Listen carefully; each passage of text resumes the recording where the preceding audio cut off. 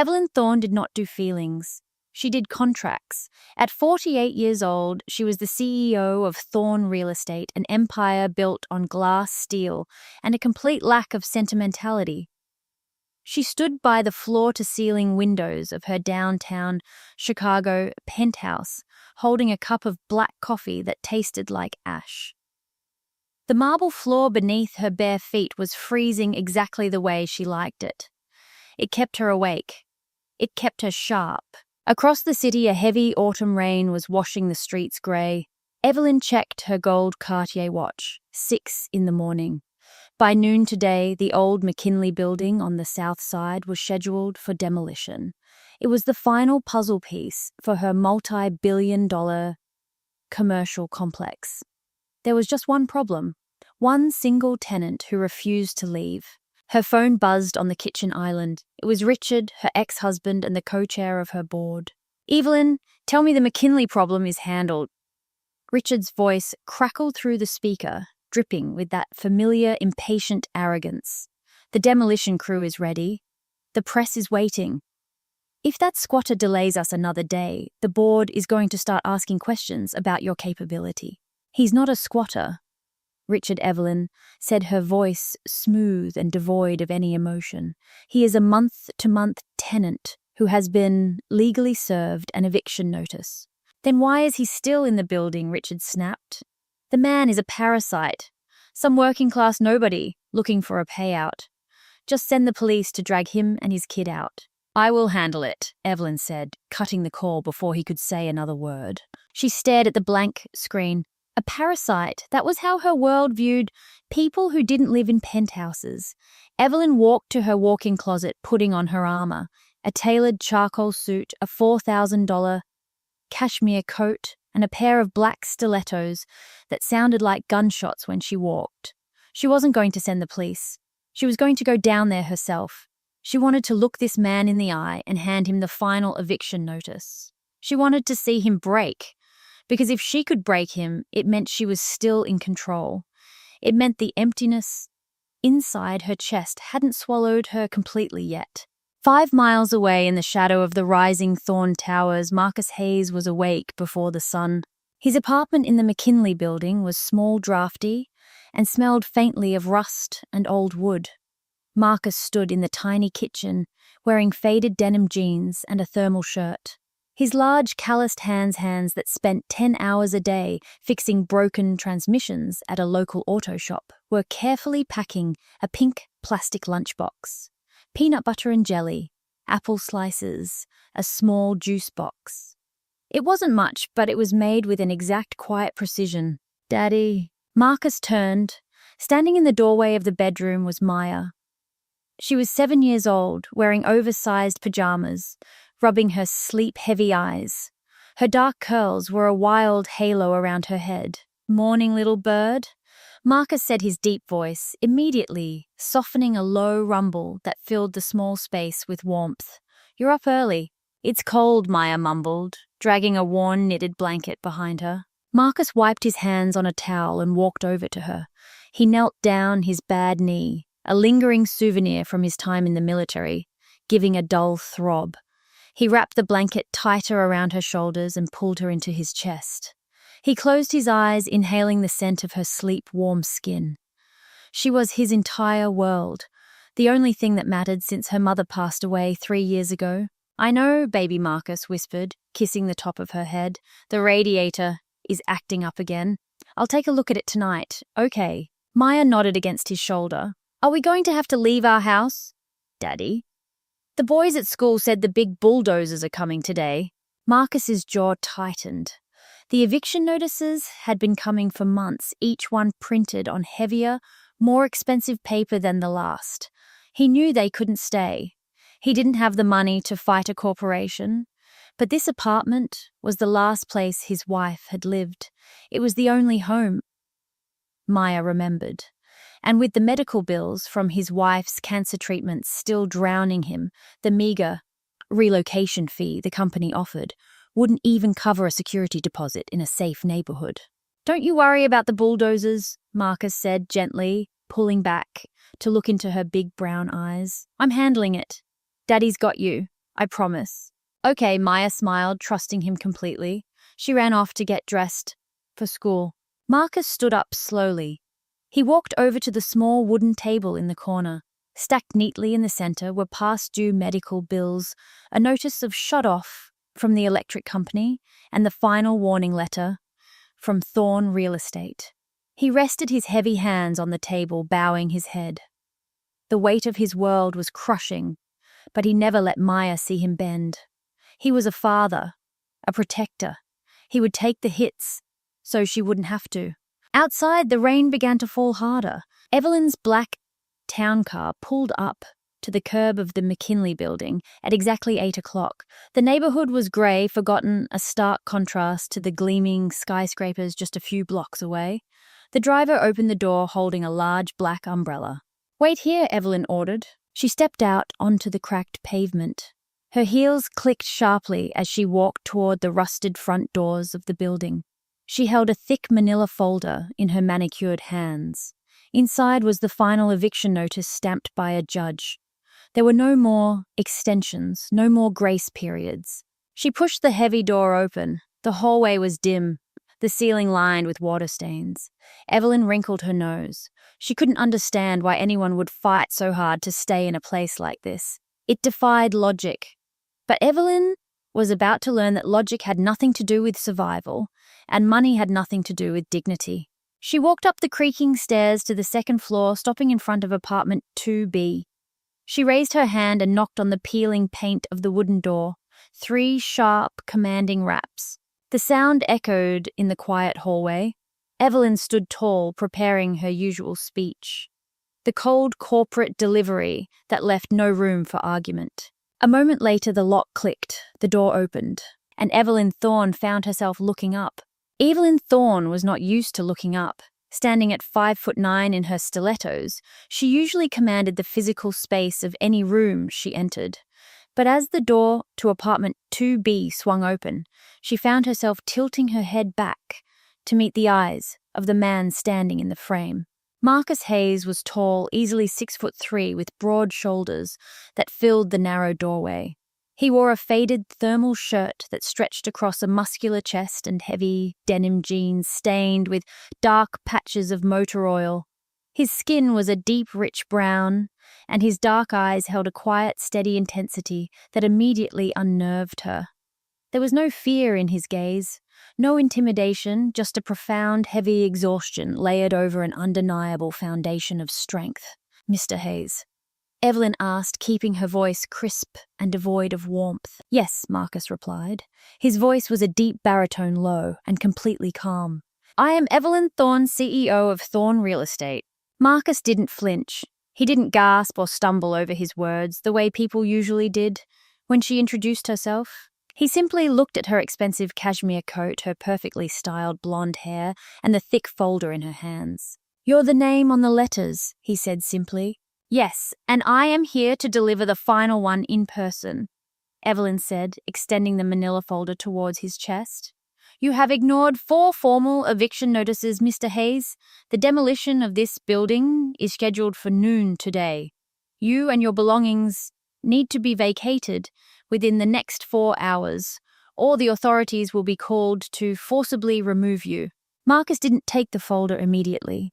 He looked at the heavy paper, then back up to her face. "Miss Thorne, I've spoken to your representatives on the phone multiple times. I explained my situation. We just need a little more time." Evelyn's perfectly sculpted eyebrows drew together in a frown.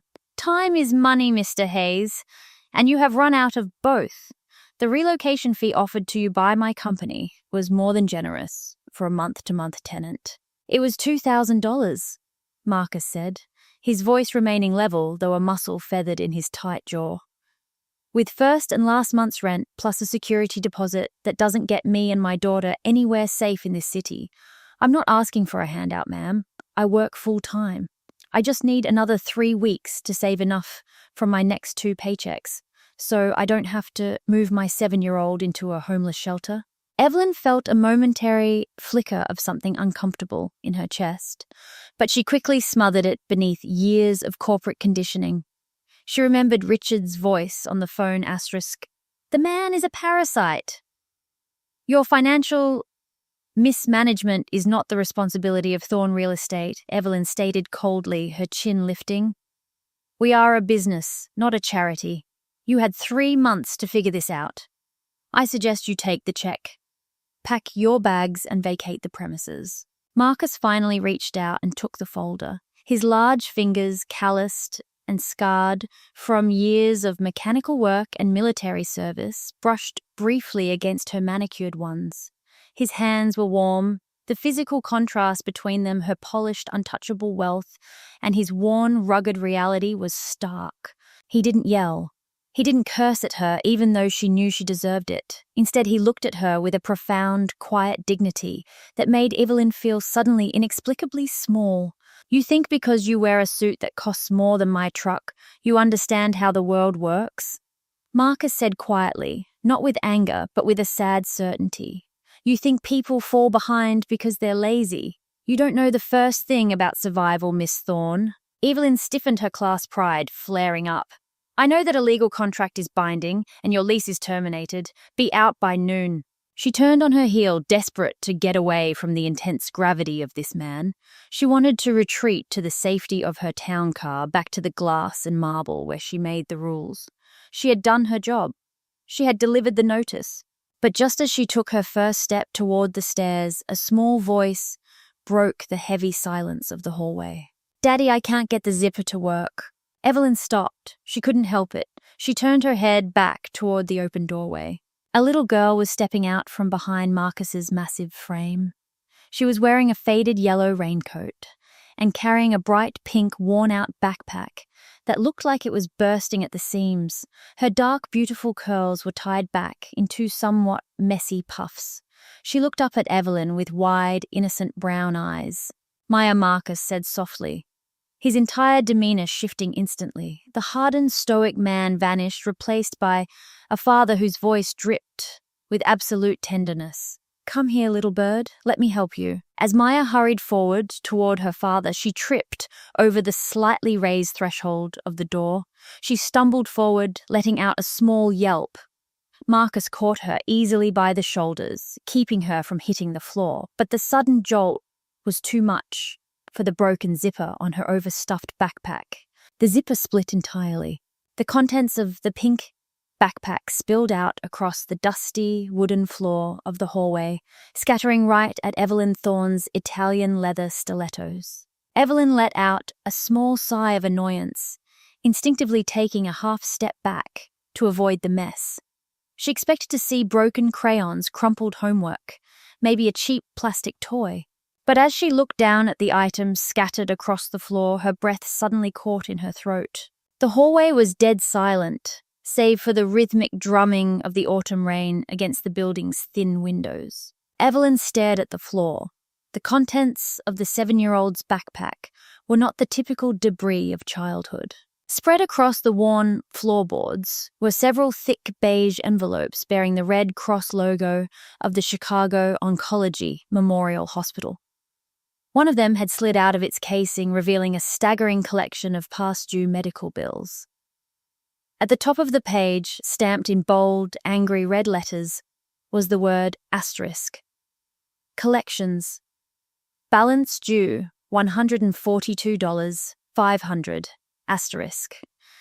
Right beside the bills lay a small, dark, velvet box. The fall had knocked its hinged lid open. Resting on a bed of faded white satin was a silver star medal, the metal gleaming dimly in the hallway light. It was an award given for gallantry in action against an enemy of the United States. Evelyn's eyes darted from the staggering medical debt to the military medal, her mind struggling to process the conflicting information. Asterisk, a parasite. Asterisk, Richard had called him. Asterisk, a squatter looking for a payout. But the item that finally brought Evelyn to her knees, quite literally, was a piece of wide-ruled notebook paper that had fluttered to a stop right against the toe of her shoe. It was folded in half, and on the outside, written in shaky, colourful crayon, were the words, asterisk, to the boss of the big glass tower. Without thinking, driven by a sudden intense force she couldn't name, Evelyn crouched down. Her expensive cashmere coat brushed the dusty floor, a detail she would normally abhor, but she didn't even notice. She reached out and picked up the piece of paper. "Don't touch that," Marcus said sharply. His voice held a sudden edge of panic, not anger, but of fierce protective vulnerability. He knelt down quickly, gathering the medical bills and snapping the velvet box shut with one hand while pulling Maya behind him with the other. He didn't want this cold, corporate woman looking at his private pain. He didn't want her pity. But Evelyn had already unfolded the paper. Her eyes scanned the messy, oversized handwriting of a 7-year-old child. Asterisk, "Dear boss of the big glass tower, asterisk, asterisk, please don't take our home away today. My daddy works really hard fixing cars all day, and he is very tired. He cries in the bathroom when he thinks I am sleeping. This apartment is where my mummy lived before the cancer made her go to heaven. It still smells like her in the kitchen sometimes. If you take our house, Daddy says we have to sleep in his truck. I am small, so I fit, but Daddy is too big, and his knee hurts from the war. I have $3 in my piggy bank. I will send it to you if you let us stay. Please. Asterisk. Love, Maya." Evelyn stopped breathing. The air in the hallway felt suddenly suffocating. A physical weight slammed into her chest, so heavy and profound that her hand began to tremble. She stared at the words, asterisk, cancer, asterisk, asterisk, heaven, asterisk, and asterisk, sleep in his truck, asterisk. She looked up from the letter. Marcus was watching her, his jaw set, his dark eyes blazing with a mixture of shame and fierce, unyielding pride. He held his daughter close to his side. Maya was peeking around his large arm, looking at Evelyn with the same wide, innocent brown eyes that had written those devastating words. "Give it back, please," Marcus said. His voice was low, stripped of any aggression, leaving only the raw, exposed dignity of a man trying to hold his world together. Evelyn handed the paper back to him. Her fingers were shaking so badly she almost dropped it. When Marcus took the letter, he carefully folded it and tucked it into the pocket of his jeans, hiding his daughter's desperate plea away from the world. He zipped up the broken backpack as best as he could and slung it over his broad shoulder. He stood up, lifting Maya effortlessly into his other arm, despite the bad knee she had written about. "We'll be out by noon, Miss Thorne," Marcus said quietly. "You don't have to call the police. I won't let my daughter see that." He didn't ask for mercy. He didn't beg. He just accepted the brutal reality of a world that favored the wealthy and crushed the working class. Evelyn stood up. Her legs felt weak, like the marrow had been siphoned from her bones. She looked at the man in front of her, a decorated veteran, a widowed father drowning in medical debt because he tried to save his wife's life. A man working himself to the bone to protect his little girl. And she, Evelyn Thorne, sitting in her $10 million penthouse, had come down here to throw them onto the streets so she could build another shopping mall. The realization tasted like bile in her throat. The icy wall she had built around her heart over the last decade, the wall that kept her safe from her own grief, the wall Richard had helped construct with his ruthless corporate doctrine, cracked. A massive, jagged fissure ran right through her chest. She opened her mouth to speak, to say something, anything, to apologize, to tell him to stay. But the words wouldn't come. The shame was too immense. She was suddenly terrified of the monster she had let herself become. Evelyn turned and practically ran down the hallway. Her heels clicked frantically against the wooden stairs. She pushed open the heavy front doors and stepped out into the freezing rain, ignoring the driver who rushed forward with the umbrella. The rain soaked through her hair, through her expensive coat, chilling her to the bone. "Get in the car!" Evelyn gasped to the driver, pulling the back door open herself and collapsing onto the leather seat. "Miss Thorne, are you all right?" the driver asked, looking at her pale, shaken face in the rearview mirror. "To the office." Evelyn stared blindly at the privacy glass. The image of the silver star and the crayon-written letter was seared into the back of her eyelids. She heard Richard's voice echoing in her head. Asterisk, the man is a parasite. No, Evelyn said, her voice shaking, but a new, fierce clarity beginning to pierce through the corporate fog in her mind. Not the office. Call the demolition company. Tell them to halt operations at the McKinley building immediately. The driver blinked. Ma'am, Mr. Richard gave explicit orders. I don't care what Richard said, Evelyn snapped, the sudden volume of her voice startling them both. I am the CEO of this company. Tell them to stand down. Now. As the driver scrambled for his phone, Evelyn leaned her head back against the seat, closing her eyes. The ice had shattered, and underneath it, the woman she used to be, the woman who still had a soul, was waking up, and she was furious. The executive suite of Thorne Real Estate occupied the entire 60th floor. It was a fortress of glass, polished chrome, and white leather designed to make anyone who entered feel insignificant. Evelyn usually found comfort in this cold, sterile environment. It was orderly, it was predictable, but when she stepped off the private elevator that morning, the silence of the office didn't feel powerful anymore. It just felt dead. She walked straight to her desk, ignoring her assistant's greeting. Her clothes were still damp from the rain, her normally perfect hair clinging to the sides of her face, but she didn't care. Evelyn. The glass doors of her office swung open violently. Richard stormed in. He was wearing a bespoke navy suit, his silver hair perfectly coiffed, his face red with indignation. What the hell is going on? Richard demanded, slamming his hands down on her pristine glass desk. The demolition foreman just called me. He said you ordered a complete halt on the McKinley site. We have city officials standing by. We have investors waiting for the groundbreaking ceremony. Have you lost your mind? Evelyn looked up at him. For the first time in 10 years, she really looked at the man she had once married. She saw the sharp, cruel lines of his mouth, the arrogant tilt of his chin. This was a man who had never skipped a meal, never worried about a medical bill, never had to explain to a child why they were going to sleep in a truck. I halted the demolition because the building is still occupied, Evelyn said, her voice eerily calm. I told you to call the police, Richard shouted. Throw the grifter out. It's a simple legal procedure, Evelyn. He hasn't paid rent in 3 months. The man is a parasite. He's probably using that kid to scam us for a bigger payout. Those people always do. Evelyn felt a sudden visceral surge of disgust. Her stomach clenched so tightly she felt physically ill. Those people. She knew exactly what Richard meant by that coded language. The polite boardroom racism that measured a man's worth by his zip code and his bank account.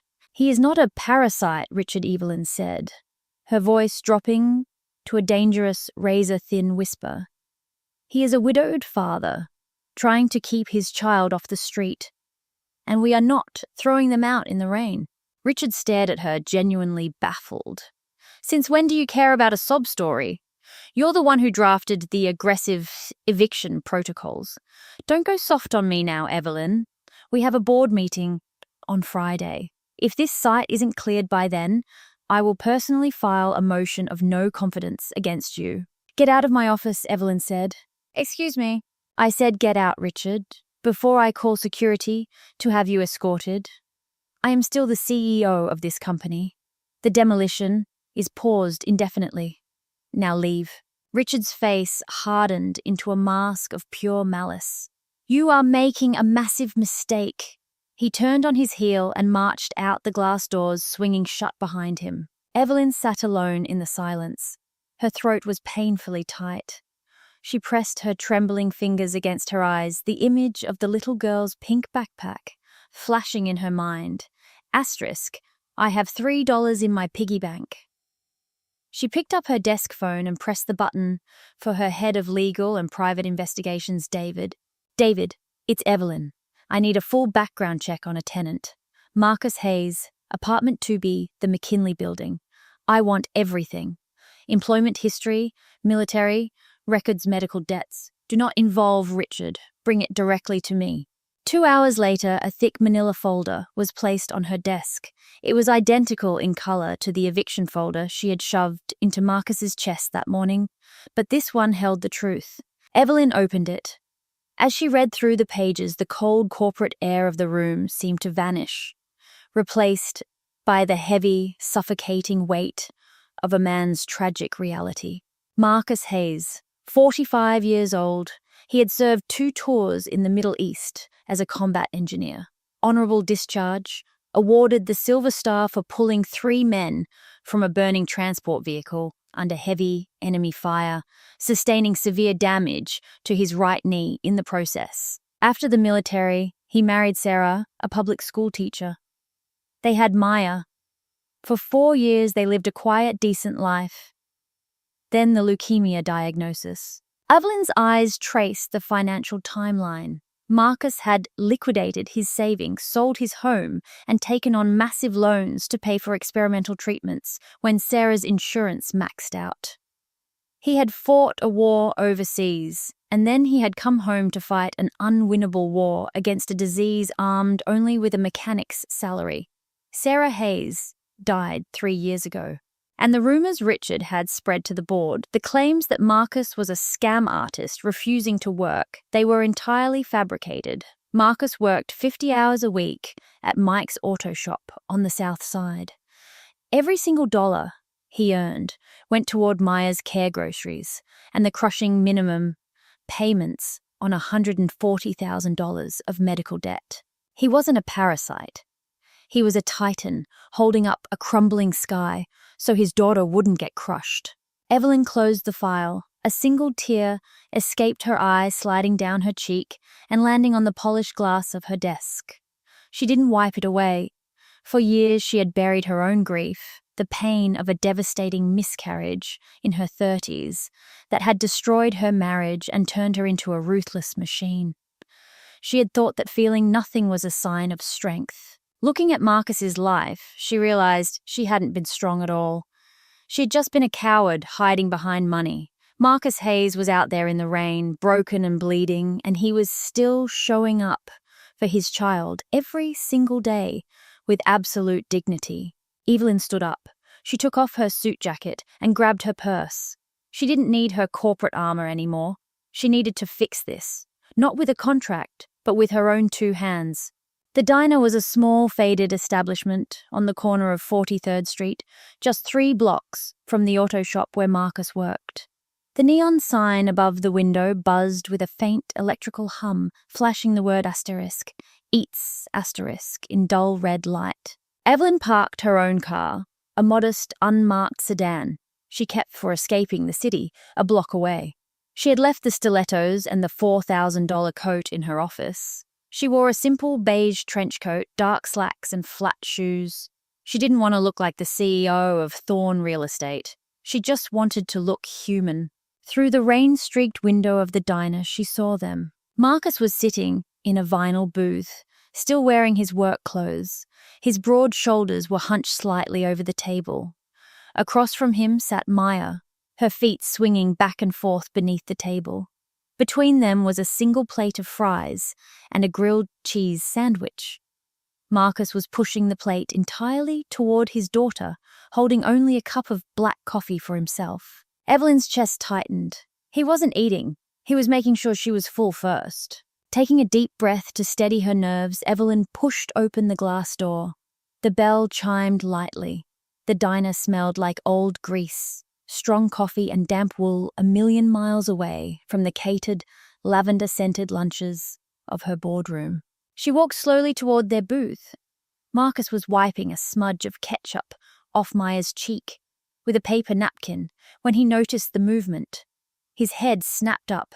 When his dark eyes landed on Evelyn, his entire body went rigid. The tender, smiling father vanished in an instant. His jaw locked, and his large hands rested flat on the table, a silent, defensive posture. He didn't say a word, but the sudden drop in temperature around him was palpable. "Miss Thorne." Marcus said, his voice a low, warning rumble. "If you're here with the police, I told you we'd be out by noon. I just needed to feed her first." Evelyn stopped at the edge of the booth. Her hands were shaking inside the pockets of her trench coat. "No," she said quickly, her voice remarkably soft. "No police, Mr. Hayes. The demolition has been cancelled. You don't have to leave the apartment." Marcus stared at her, his eyes narrowing with deep suspicion. He didn't relax. People from her world didn't just cancel multi-million-dollar demolitions out of the goodness of their hearts. What's the catch? There is no catch, Evelyn said. I read the letter, Maya's letter, and I looked into your file, your military record, your wife's medical bills. Marcus's eyes flashed with a sudden fierce anger. You have no right digging into my life. I know, Evelyn said, taking a step back, respecting his space. I'm deeply sorry. I was wrong, Mr. Hayes, about everything. Maya, who had been quietly chewing her sandwich, suddenly peered around her father's massive arm. She blinked her big brown eyes at Evelyn. You're the lady from the hallway, Maya said, her voice bright and innocent. Did you get my letter? Evelyn felt a painful lump form in her throat. She looked down at the little girl and the icy CEO persona shattered completely. Yes, Maya, I got your letter. And you don't have to sleep in the truck. You get to stay in your home. Maya's face broke into a massive, radiant smile. Daddy, did you hear her? We get to stay. Marcus didn't smile. He kept his eyes locked on Evelyn, studying her face, searching for the trap. Why are you really here? He asked quietly. Evelyn pulled a white envelope from her coat pocket. She placed it gently on the edge of the table. Inside was a personal cashier's check for $150,000, enough to wipe out the medical debt entirely and give them a cushion to start over. This is from my personal account, Evelyn said, her voice trembling slightly. It has nothing to do with the company. It's enough to clear the hospital bills. Please take it. Let me help. Marcus looked at the crisp, white envelope. He didn't reach for it. He looked back up at Evelyn, and the sheer, unyielding dignity in his eyes made her breath catch. Pick it up, Marcus said. Mr. Hayes, please, it's just money. I have more than I could ever— I said, pick it up, Miss Thorne. Marcus repeated, his voice low but carrying an absolute, undeniable authority. My dignity is not a problem for your checkbook to solve. I don't want your guilt money. I pay my own debts. I take care of my own child. Evelyn stared at him. In her world, everyone had a price. Everyone took the check. But this man sitting in a worn-out diner with an empty stomach was completely untouchable. His wealth was in his character, and it was vastly superior to anything she possessed. I didn't mean to insult you, Evelyn whispered, feeling profoundly ashamed. You didn't, Marcus said calmly, but you don't get to buy your conscience back. Keep the apartment, keep the money. We will be out by the end of the month. I'll find another place. Come on, Maya, finish your fries. We need to get back to the shop. Daddy, the lady looks sad, Maya said quietly, observing Evelyn's pale, stricken face. Before Marcus could stop her, Maya slid out of the booth. She walked up to Evelyn, who was standing frozen by the table. The little girl reached into the pocket of her yellow raincoat and pulled out a small, slightly crushed packet of diner crayons. She held it up to Evelyn. You can have the red one, Maya said sweetly. It makes me feel better when I draw. Evelyn looked down at the child's outstretched hand. The innocence, the pure, uncalculated kindness of it broke the very last thread of Evelyn's control. She slowly knelt down on the sticky diner floor, bringing herself to eye level with Maya, her vision blurred with tears. She reached out with a trembling hand and took the red crayon. Thank you, little bird, Evelyn whispered, her voice cracking, borrowing Marcus's term of endearment. Marcus watched them. The fierce defensive anger in his chest wavered. He saw the tears spilling over Evelyn's eyelashes, real and unrestrained. He saw a woman who was supposed to be a titan of industry kneeling on a dirty floor, completely undone by a 7-year-old's crayon. Evelyn stood up, wiping her face quickly. She picked up the envelope from the table. You are a good father, Mr. Hayes, she said softly, looking at Marcus with deep, genuine respect, the best I have ever seen. She turned and walked out into the rain.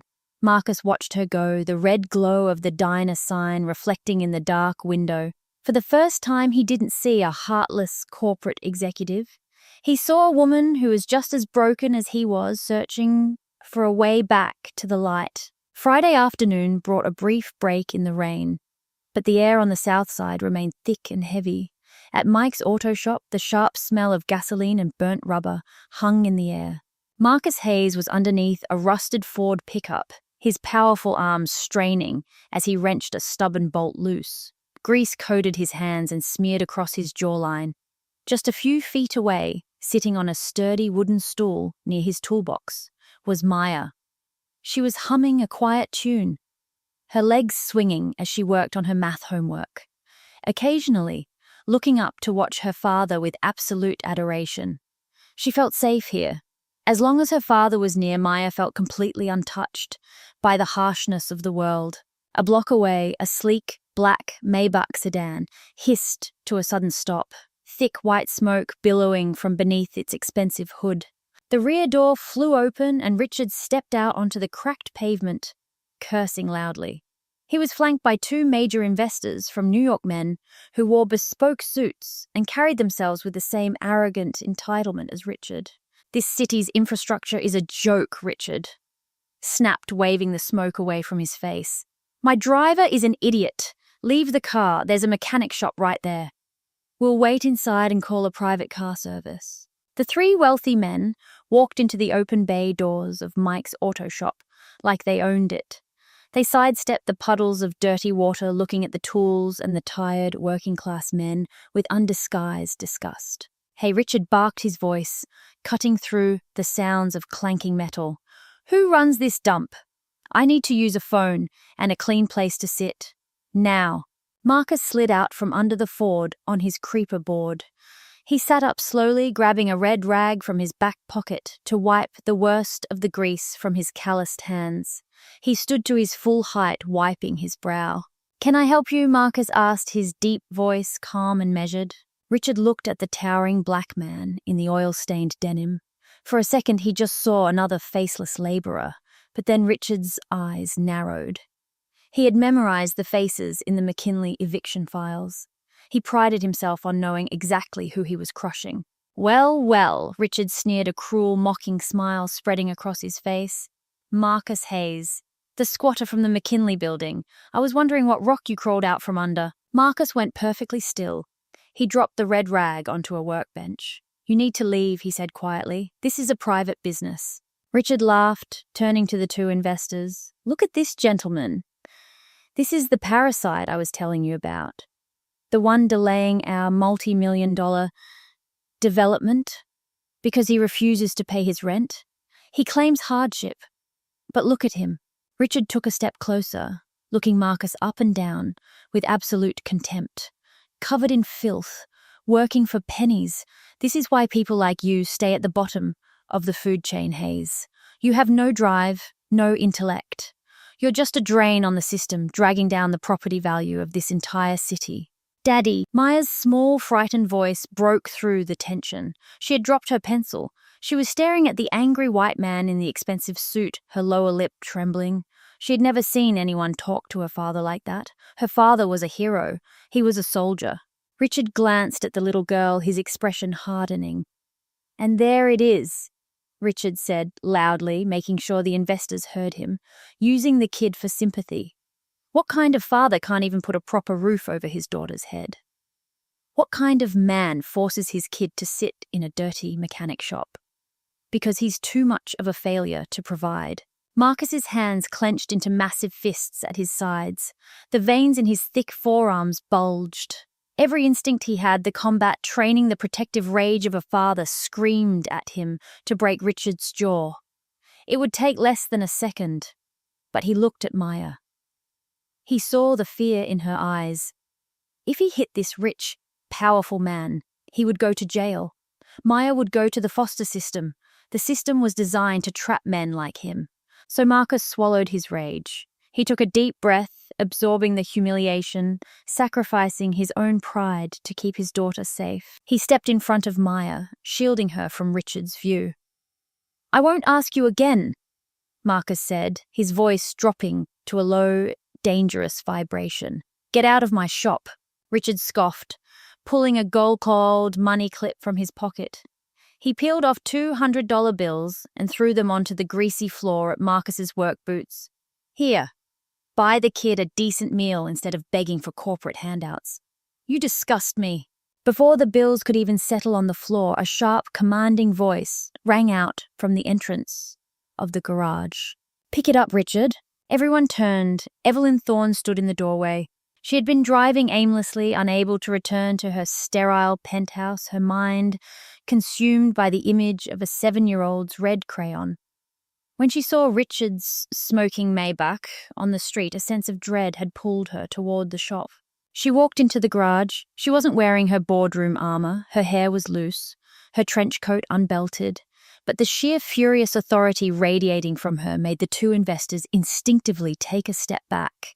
"Evelyn," Richard asked, bewildered, "what the hell are you doing in this slum?" Evelyn walked straight past the investors. She stopped right in front of Richard, looking at the money on the floor and then looking up at the man she had once called her husband. The disgust in her eyes was absolute. "I said pick your dirty money off the floor," Evelyn said, her voice shaking with a rage she had never let herself feel before. "Have you lost your mind?" Richard demanded, his face turning red. "You are defending this trash in front of our investors." Evelyn looked at Marcus. He was standing tall, his massive frame shielding his daughter, bearing the weight of a cruel world with a quiet, heartbreaking dignity. He wasn't trash. He was the most honorable man she had ever met. "You are the trash." "Richard," Evelyn said, the words ringing out loud and clear in the echoing garage. "You are a small, arrogant, pathetic man who hides behind a bank account because you have absolutely nothing else of value to offer this world." The garage went dead silent. The two investors stared in shock. Evelyn Thorne, the ice queen of Chicago real estate, was publicly executing her co-chair in the middle of a dirty mechanic shop. Richard's face twisted into an ugly mask of pure fury. The humiliation of being spoken to this way in front of his New York investors was too much for his fragile ego to process. He took a threatening step toward Evelyn, closing the distance between them, trying to use his height to intimidate her. "Do not speak to me that way, you hysterical woman." Richard hissed, his spit flying as he pointed a shaking finger an inch from her face. "I built you. I built this company. I will call an emergency board vote tomorrow morning and have you stripped of your title. I will ruin you, Evelyn. I will take everything you have." Evelyn didn't flinch. She looked at his pointing finger and then directly into his eyes. "Call the vote," she said coldly. "Take the company. I don't want any part of an empire that destroys good people for sport. Now get out." "You stupid!" Richard lunged forward, his temper snapping completely. He didn't get the chance to finish the sentence. Before Richard could even breathe on her, a massive grease-stained hand clamped down on his tailored shoulder like a vice of solid iron. Richard gasped in sudden blinding pain as he was physically yanked backward. He stumbled his expensive shoes, slipping on the oily concrete, and found himself staring up at the broad, immovable chest of Marcus Hayes. Marcus hadn't yelled. He hadn't thrown a punch, but the sheer physical power radiating from his towering frame was terrifying. His dark eyes were fixed on Richard, with the cold, lethal precision of a combat veteran who had drawn a line in the sand. "Step back from her," Marcus said. The words weren't a request. They were an absolute, undeniable command. Richard swallowed hard, the color draining from his face. The two investors behind him had already backed away toward the exit, terrified of the giant mechanic who looked ready to snap their colleague in half. You're going to regret this, Hayes." Richard stammered, his voice lacking all of its previous bravado. "You're both going to regret this." "You're trespassing?" Marcus replied, his voice a low, steady rumble that vibrated in the heavy air. "Leave now." Richard jerked his shoulder out of Marcus's grip, trying to salvage some shred of his shattered dignity. He smoothed his suit jacket with shaking hands. "You're finished, Evelyn," he spat, backing away toward the bay doors. "Both of you." He turned and practically ran out of the garage, the two investors hurrying after him. The silence that fell over the auto shop was profound. The sound of the Chicago traffic outside seemed to fade away. Evelyn stood frozen in the center of the garage. The adrenaline that had fueled her righteous anger was rapidly draining from her blood, leaving her feeling hollow and incredibly fragile. Her knees trembled. She had just thrown away her company, her reputation, and her entire structured life in a matter of 5 minutes. She pressed her hands over her face, taking a shaky, ragged breath.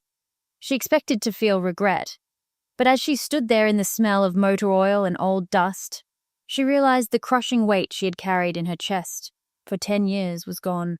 "Are you all right?" The deep, gentle voice made her lower her hands. Marcus was standing a few feet away. The lethal, intimidating protector was gone. He was looking at her with a profound, quiet concern.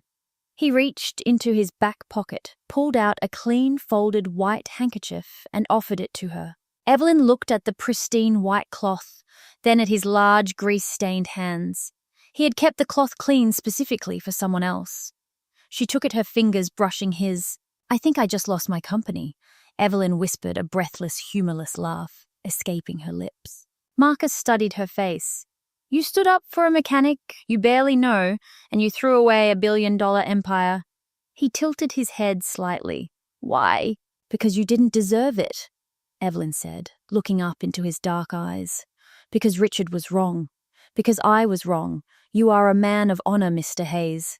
And I am so tired of living in a world that punishes people for being good." Marcus held her gaze. The invisible wall of class and race that had stood between them evaporated in the heavy garage air. He saw the genuine, raw truth in her eyes. He didn't see a CEO anymore. He saw a woman who had just fought a war for him, a woman who needed a safe place to land. He stepped closer, his imposing presence suddenly feeling like a warm, protective blanket. "Come here," Marcus said softly. He led her over to the corner of the shop, pulling up a clean, overturned plastic crate for her to sit on. It was 1,000,000 miles away from her white leather office chairs. But as Evelyn sat down, she felt more grounded than she had in a decade.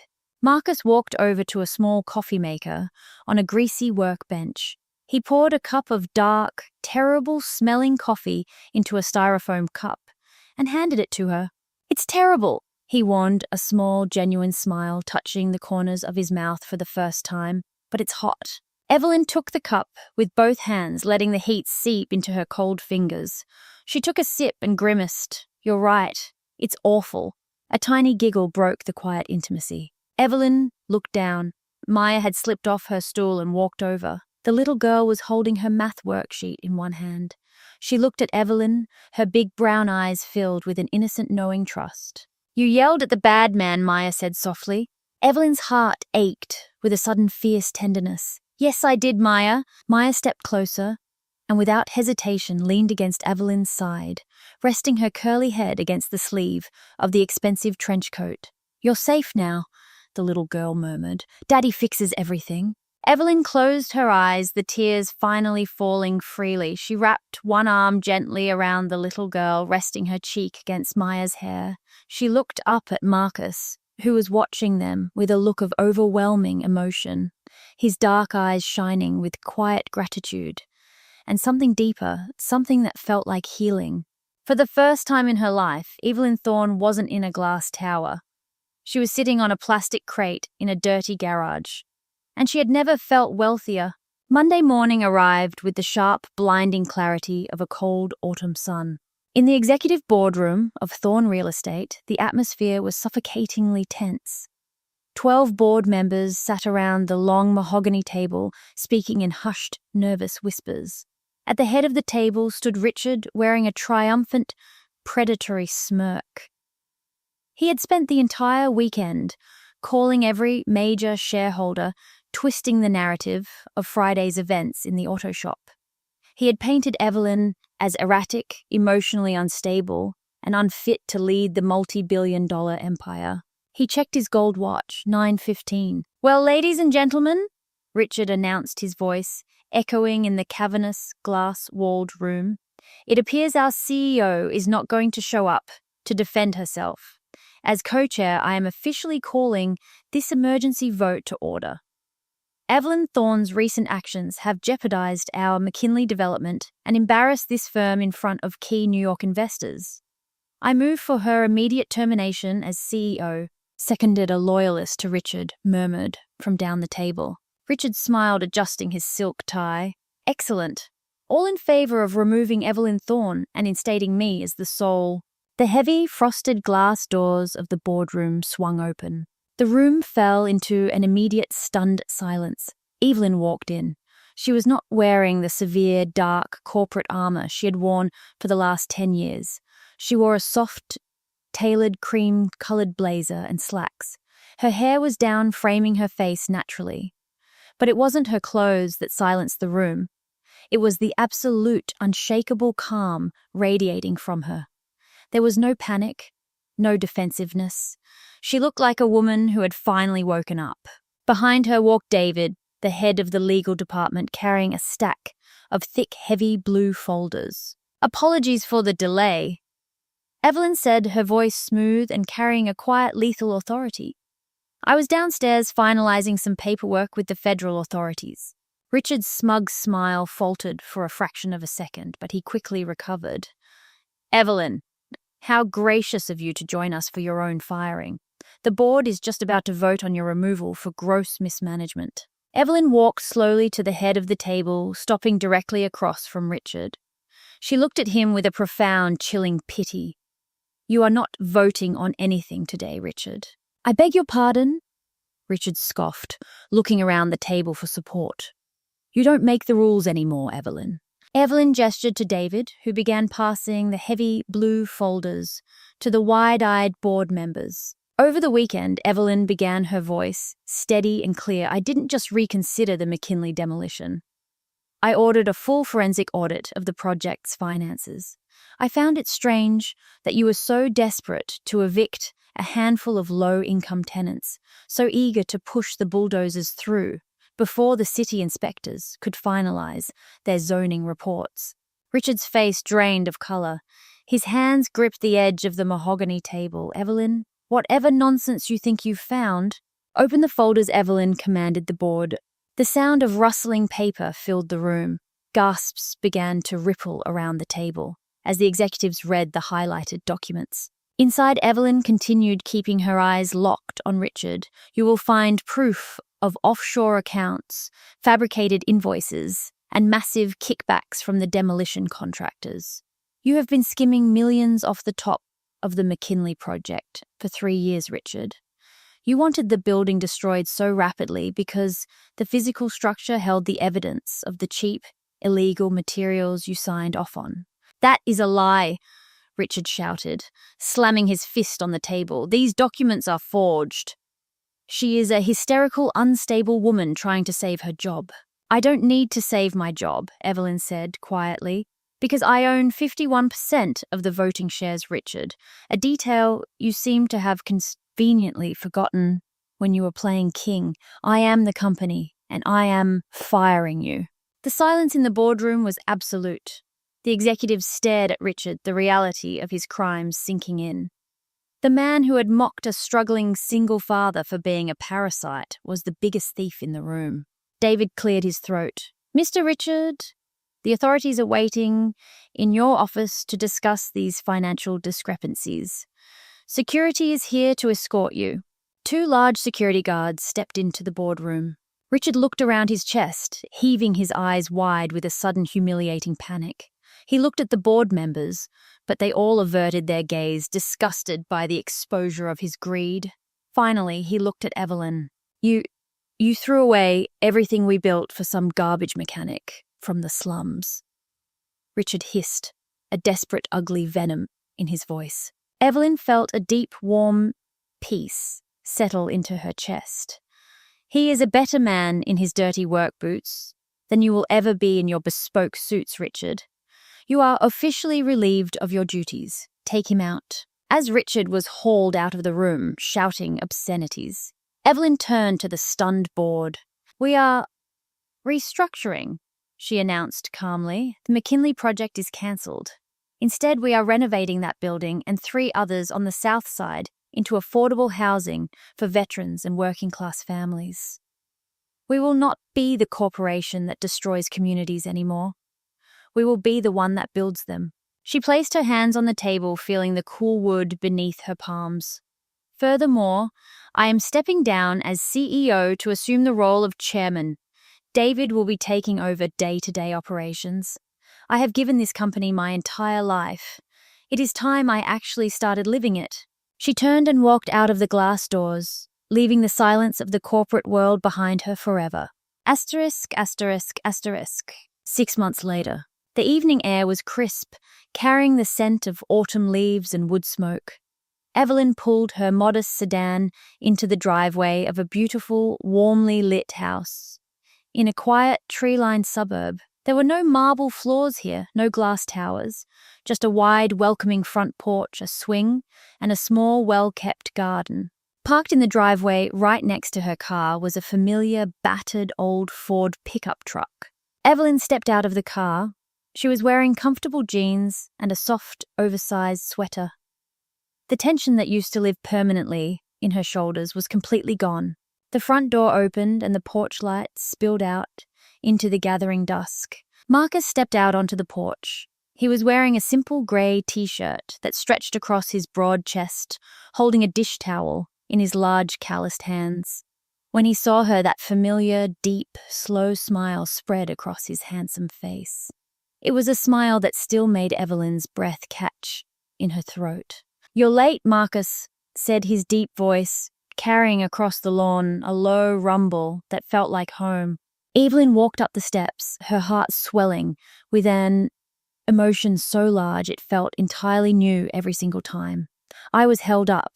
The foundation approved the new grants for the McKinley housing project. She stopped on the top step, standing close to him. The contrast between them, her pale skin and refined features, his rich, dark skin and rugged, imposing strength, was a visual testament to the two different worlds they had come from. But standing here in the quiet light of the porch, there was no gap between them. There was only an unbreakable, profound respect. Marcus reached out his warm, heavy hand gently cupping her jaw. His thumb brushed softly over her cheekbone. "You did good, Evelyn." She leaned into his touch, closing her eyes, feeling the steady, thumping rhythm of his pulse beneath her skin. "I had a good reason," she whispered.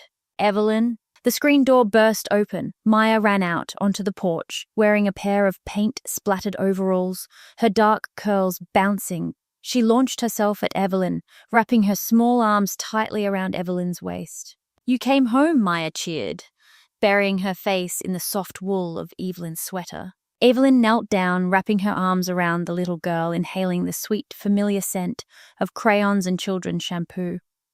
"I will always come home, little bird," Evelyn said, her throat tight with a beautiful, overwhelming gratitude.